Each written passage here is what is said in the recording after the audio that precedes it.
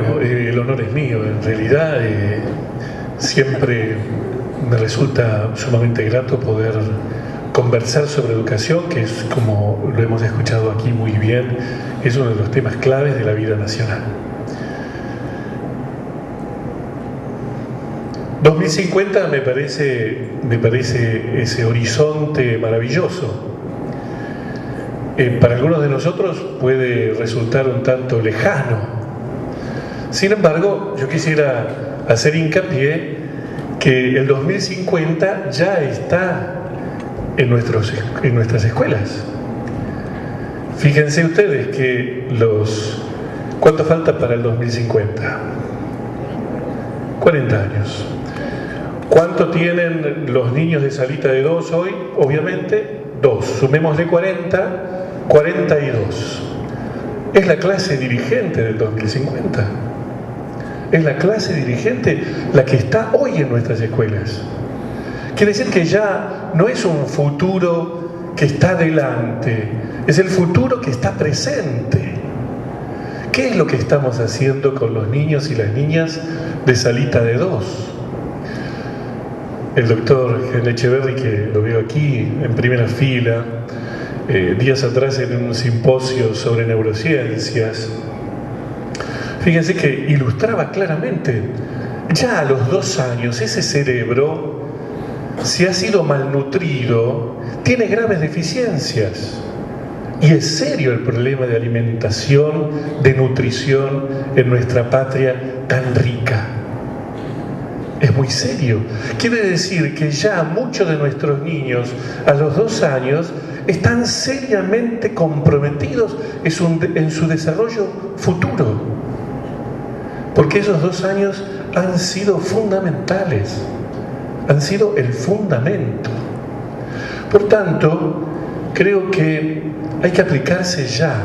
Hay un misionero, el padre Opeca, del cual ustedes habrán escuchado hablar, es un misionero nazarista que está en Madagascar y que se asentó en una aldea que era un basurero, cuyos miles de habitantes vivían en chozas armadas con cartones. Los techos mismos eran de cartón. Se instaló entre esos pobres y transformó eso en un asentamiento maravilloso. Cambió eso con mucho trabajo durante más de 30 años. Y él dice, más tarde es demasiado tarde. Quiere decir que hay temas que no se pueden postergar.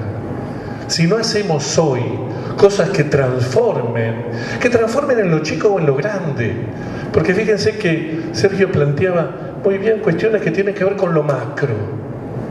Pero nosotros en lo micro de nuestra familia, en lo micro de nuestra empresa, en lo micro de nuestra escuela, tenemos una enormidad por hacer.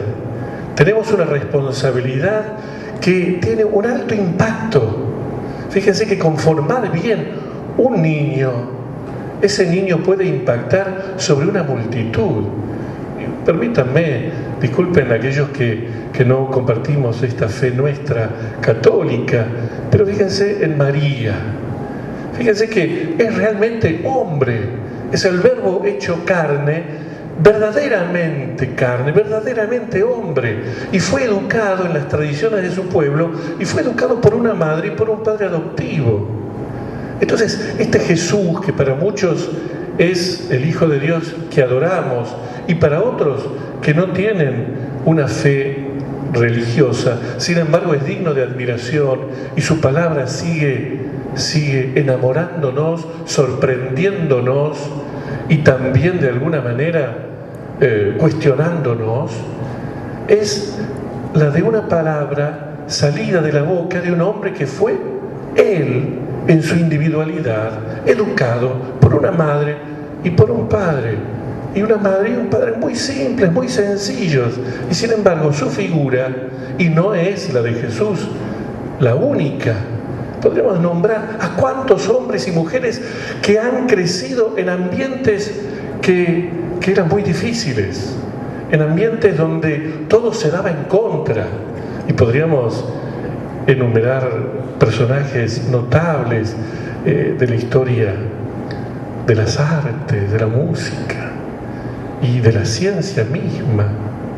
Por tanto, qué notable esto de poder aplicarse aún en lo micro, hacer bien las cosas, volver a aquella espiritualidad de la tarea bien hecha, aquello de los íconos, de los grandes artistas, diríamos, de la edad antigua y aún del medioevo, que sorprende ver que aún lo que nunca el ojo humano habrá de contemplar está hecho maravillosamente.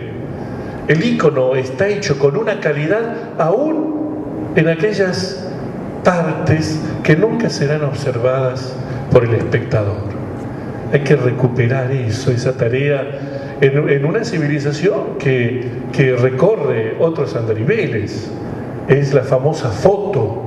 Pareciera que todos estamos siempre para la foto. Y fíjense los pequeñitos, qué habilidad tienen en ponerse en pose para la foto. Un pequeñito, un mocosito de 2 años, ya ante la foto se prepara, se dispone y tiene cara de foto. Salen siempre espléndidos.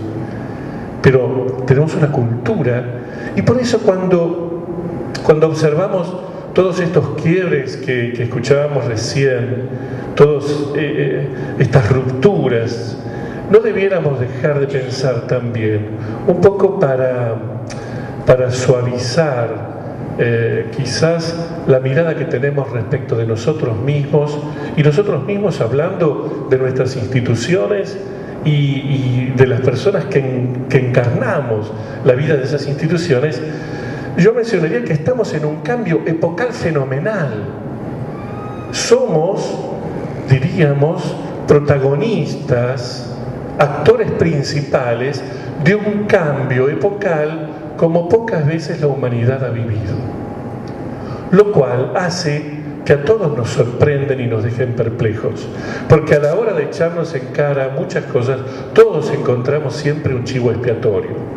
Los docentes, los educadores, sean maestras o profesores, rápidamente pueden recurrir a la figura de sus directivos, al ministro, el ministro hablará de la oposición hablará de...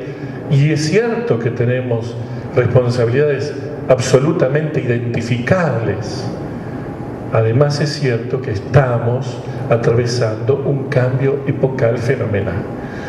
Quizás ofenda a alguien, pero ¿quién pocos años estaría preguntándose o debatiendo públicamente qué significa ser varón o ser mujer? Pareciera algo que estaba como, diríamos que era evidente, ¿Quién podría estar discutiendo quién es autoridad, qué es la autoridad? ¿Quién podría estar discutiendo qué es un matrimonio, qué no es? ¿Qué es la familia? ¿Cómo está constituida la familia? Y tomen lo que ustedes quieran y todo está sujeto a discusión, a replanteo, a búsqueda. Y no está mal que así sea en muchos aspectos. Y en muchos otros, ciertamente, nos dejan a todos con una gran incertidumbre. ¿Qué papá sabe exactamente? Precisamente eso es lo que describe una de las grandes descripciones de la posmodernidad, nos guste o no este título, esta modernidad tardía, como quieran llamarlo ustedes, pero es la crisis en las transmisiones que lleva a Benedicto XVI a decir que todo el occidente, al menos, por no decir todo este planeta, está precisamente en emergencia educativa.